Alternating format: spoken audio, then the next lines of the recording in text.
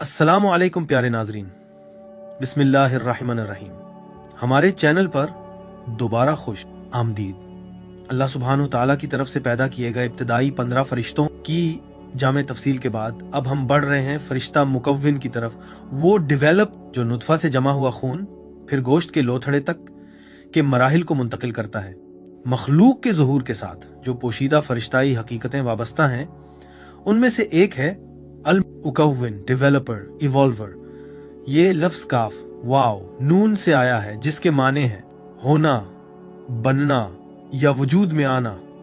जहां अल खालिक कुछ न होने से पैदा करता है और अल मुसूर शक्ल और खूबसूरती अता करता है, वहां अल मुकव्विन तरक्की के अमल को मुनज़्ज़म करता है। ये वो फरिश्ता है जिसे अल्लाह ने मुकर्रर फरमाया है कि हर चीज को एक मरहले से दूसरे मरहले तक, एक दर्जे से दूसरे दर्जे तक मुंतकिल करे, यहां तक कि वो मुकम्मल हो जाए। हर पानी का कतरा जो बीज बनता है, हर जनीन जो रहम मादर में परवान चढ़ता है, हर नफ्स जो रूह तक पहुंचने के लिए पकता है, सब अल्लाह के हुक्म से फरिश्ता मुकव्विन के जरिए ज़हूर पाता है।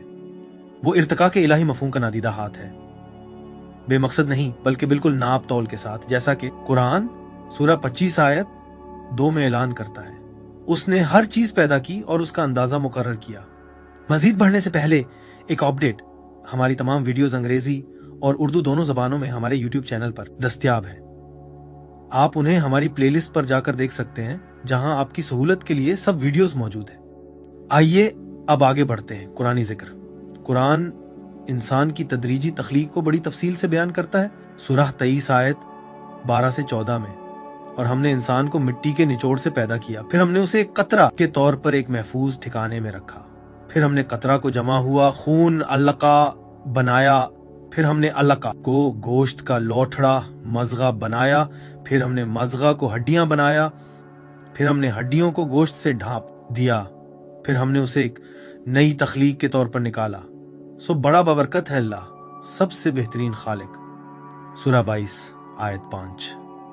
ऐ लोगो, अगर तुम क़यामत के बारे में शक में हो तो देखो कि हमने तुम्हें मिट्टी से पैदा किया, फिर नुतफा से, फिर अलका से, फिर मुज़गा से, कुछ सूरत याफ्ता और कुछ बेसूरत, ताकि हम तुम पर वाज़े करें।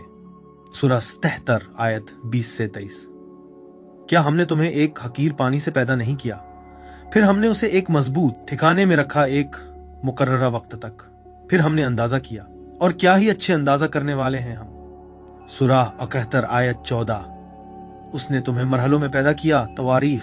ये आयात मुकव्विन के अमल को जाहिर करती हैं। तरक्की देना, बनाना और तख्लीक को मरहले बह मरहले मुंतकिल करना हिकमत कामला के साथ। नबी करीम सल्लल्लाहु अलैहि वसल्लम ने इस अमल को तफसील से बयान फरमाया, जैसा कि सही बुखारी 3208, सही मुस्लिम 2643 में है। तुम में से हर एक की तख्लीक उसकी माँ के रहम में 40 दिन के लिए जमा की जाती है नुतफा की सूरत में, फिर इतनी ही मुद्दत अलका, फिर इतनी ही मुद्दत मुज़गा, फिर फरिश्ता भेजा जाता है और वो इसमें रूह फूंकता है और इसे 4 बातों का हुक्म दिया जाता, उसका रिज्क, उसकी उम्र, उसके आमाल, और वो बदबख्त होगा या खुशबख्त। ये हदीस मुकव्विन के तरक्की के फरिश्ता होने का फरीजा वाज़े करती है और रूह के दाखिले से ताल्लुक को भी जाहिर करती है। ये सिर्फ जिस्मानी नहीं है, ये तकदीर की तैयारी भी है। हमारी पिछली वीडियोस में हमने ये भी बयान किया था कि किस तरह अल्लाह ने हर जानदार को पानी से पैदा किया, ऊपर के पानी और नीचे के पानी की तख्लीक। गुंबद, फिर्मामेंट, डोम जो जमीन के ऊपर है, और जमीन की असल शक्ल कुरान और इस्लामी कॉस्मोलॉजी के मुताबिक आसमानों के अव्वलीन। पानी, कुर्सी यानी अल्लाह का फुट स्टूल, अर्श यानी अल्लाह का तख्त, लोह महफूज, पेन यानी अलकलम। क्यों अल्लाह ने कायनात को पैदा किया? अल्लाह की पहली तख्लीक किया थी कायनात के साथ दरवाजे और जहतें, और ये बहस की कि अल्लाह कहाँ था जब उसने कायनात को पैदा नहीं किया था। अगर आपने वो नहीं देखी है तो जरूर देखिए। अब आगे बढ़ते हैं। फरिश्ता मुकव्विन अंबिया के साथ, हजरत आदम के साथ फरिश्ता मुकव्विन ने मिट्टी को गोश्त में तब्दील होने और फिर जिंदा इंसान बनने तक निगरानी की। जब अल्लाह ने उसमें रूह फूंकी, हजरत नूह के साथ फरिश्ता मुकव्विन का मिशन दाऊद के मराहिल में जाहिर हुआ। हर मरहला अल्लाह के हुक्म के तहत तरक्की करता रहा। हजरत मूसा नन्हे बच्चे संदूक में, फिर फिरौन के महल में, फिर मदीन की जलावतनी में, फिर कोहे सीना के नबी तक हर मरहला फरिश्ता मुकव्विन की तदबीर के तहत था। हजरत ईसा, उनकी बाप के बगैर मौजिजाती पैदाइश फरिश्ता मुकव्विन की उस कुव्वत को जाहिर करती है जो कुदरती निजाम से बालातर तरक्की कराता है। हजरत मोहम्मद सल्लल्लाहु अलैहि वसल्लम, उनकी जिंदगी मराहिल का एक सफर थी। यतीम, बच्चा, चरवाहा, ताजिर, नबी, सब कुछ फरिश्ता मुकव्विन के जरिए कमाल तक पहुंचाया गया, यहाँ तक कि वो खातमुन नबीयीन बने। तसव्वुफी तालीमात। हजरत इब्न अरबी फरमाते हैं कि मुकव्विन दरअसल नफस रहमान है जो हर लम्हा कायनात को तजदीद बख्शता है। जिस तरह जनीन मराहिल से गुजरता है, इसी तरह कायनात भी आदम से वजूद में और इम्कान से हकीकत में जाहिर होती है। हर लम्हा एक नया बनना है, तकव्वुन। हजरत मौलाना रूमी फरिश्ता मुकव्विन के अमल को इंसान की नशो नमा में यूं बयान करते हैं, पहले तुम मादनी थे, फिर तुम पौधा बने, पौधे से तुम जानवर बने, फिर जानवर से इंसान हुए, फिर डरते क्यों हो, तुम फरिश्ता बनोगे और इससे भी आगे। मसनवी दफ्तर चहारम। मुकव्विन की फनकारी लामहदूद है। रूह कभी खत्म नहीं होती बल्कि अल्लाह की तरफ इर्तिका करती है। हजरत इमाम गजाली फरमाते हैं कि इंसान का फर्ज है कि वो फरिश्ता मुकव्विन का अक्स बने। जिस तरह जिस्म मराहिल में तरक्की करता, इसी तरह रूह को भी मरहला ब मरहला सुनवारना चाहिए। तौबा, सब्र, शुक्र, तवक्कुल, मोहब्बत, यहाँ तक कि दिल हुसैन हो जाए। हजरत अब्दुल कादिर जेलानी ने तंबीह फरमाई, अल्लाह तुम्हारी शक्लों को नहीं बल्कि तुम्हारे दिलों को देखता है। फरिश्ता मुकव्विन की असल तरक्की गोश्त पोश्त में नहीं बल्कि रूह की सूरत में है, ख्वाबों और मुशाहिदात में। फरिश्ता मुकव्विन अंदरूनी तस्वीर भी बनाता है। ख्वाब अक्सर अलामती शक्लों में आते हैं जो फरिश्ते तरतीब देते हैं। ये शक्लें रूह की हालत, उसकी तरक्की या तंबीहात को जाहिर करती हैं। मुर्शिद उन्हें ताबीर करता है ताकि मुरीद देख सके कि फरिश्ता मुकव्विन उसे नादीदा तौर पर भी किस तरह तश्कील दे रहा है। कब्र और बरज़ख में फरिश्ता मुकव्विन मौत पर रुक नहीं जाता, बरज़ख में अमाल को शक्लों में ढाला जाता है।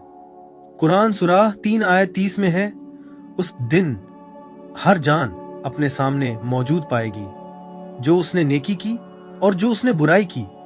मसनद अहमद की हदीस में है, अमाल कब्र में तुम्हारे पास एक साथी की सूरत में आएंगे।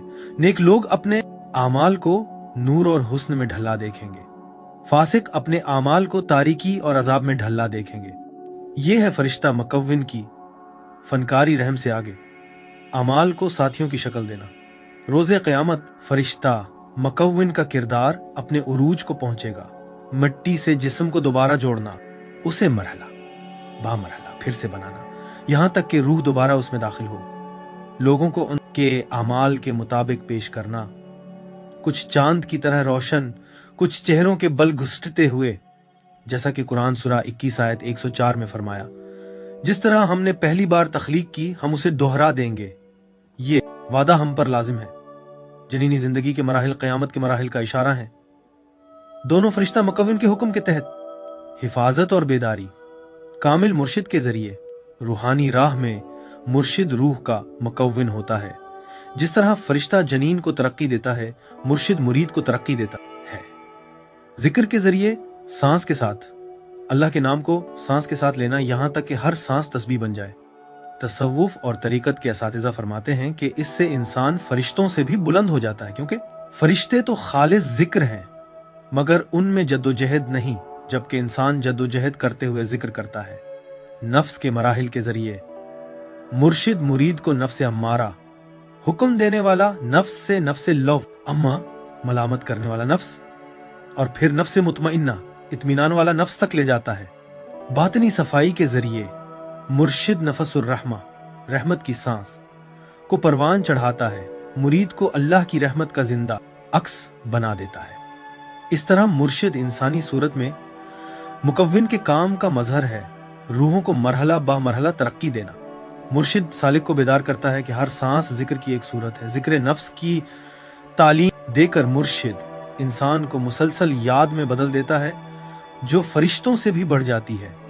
कामिल मुर्शिद का मतलब कामिल रूहानी रहनुमा है, जो तसव्वुफ में नबी सल्लल्लाहु अलैहि वसल्लम का वारिस समझा जाता है, जो तालिब को मिट्टी यानी नफ्स से नूर यानी रूह तक की राह दिखाता है। कामिल मुर्शिद مرید کے اندر نفس الرحمن یعنی رحمان کا سانس کو بیدار کرنے میں مدد کرتا ہے۔ مزید یہ بھی جیسا کہ سورہ کہف آیت 17 میں فرمایا، جسے اللہ ہدایت دے وہی ہدایت یافتہ ہے، اور جسے وہ گمراہ کرے تو تم اس کے لیے کبھی کوئی مرشد روحانی رہنما نہ پاؤ گے۔ فرشتے ہمیشہ ذکر میں رہتے ہیں، لیکن ان کا ذکر مقرر اور محدود ہے ان صورتوں تک جو اللہ نے انہیں دی ہیں، لیکن انسان مرشد کی رہنمائی سے اپنی ہر سانس کو ذکر بنا سکتا ہے، اس کی یاد کو مسلسل اور فرشتوں کی طرح، بلکہ اس سے بھی بلند، کیونکہ یہ اختیار سے آتی ہے۔ طریقت میں مرشد حبس النفس یعنی سانس کی نگرانی اور ذکر خفی یعنی خاموش ذکر سکھاتا ہے۔ ہر سانس لینا اور چھوڑنا اللہ کی تکرار بن جاتا ہے۔ یہ سالک کو دائمی حضوری کے الہی بہاؤ میں جینے پر قائم کرتا ہے۔ قرآن کے ذریعے قرآن ہمیں ایسے ہی پروان چڑھاتا ہے جیسے رحم ہمیں پروان چڑھاتا ہے۔ ہر آیت نشو و نما کا ایک مرحلہ ہے۔ تلاوت، غور و فکر اور عمل مومن کے باطن کو بدل دیتے ہیں۔